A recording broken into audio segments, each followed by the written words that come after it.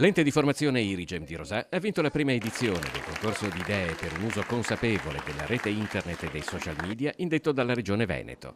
Gli studenti dell'Irigem si sono classificati primi nella categoria scuole secondarie di secondo grado e scuole di formazione professionale, preparando una serie di elaborati su come vivere il mondo digitale in modo responsabile e consapevole. Un tema ampio e molto sentito dai ragazzi, sviluppato a 360 gradi, affrontando questioni cruciali come il cyberbullismo o la dipendenza tecnologica. Prima abbiamo fatto dei manifesti, poi dei libretti per le scuole comunque da dare in giro ai più piccoli o comunque ai nostri coetanei e poi dei giochi multimediali e dei giochi in scatola. Io ho fatto con una mia compagna di classe, abbiamo realizzato un video dove va a far vedere, diciamo, magari la persona ferita dalle parole, come può succedere spesso alle ragazze. L'intero progetto si basa sul principio ogni lettera conta, il web lo costruiamo noi, vale a dire un'assunzione di responsabilità in prima persona. Noi non siamo solo utenti di internet e il messaggio, ne siamo anche costruttori. Siamo partiti proprio dall'analisi con i ragazzi dei social e del telefonino come strumento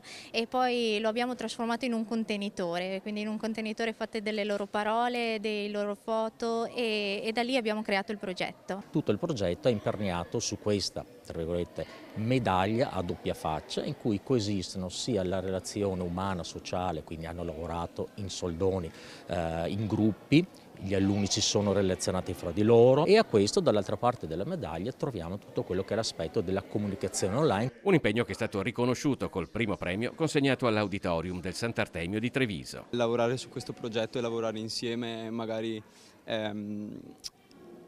può riavvicinare anche su questo tema appunto l'interesse della classe e degli studenti. Quanto vi ha aiutato quello che imparate a scuola nel realizzare questi progetti?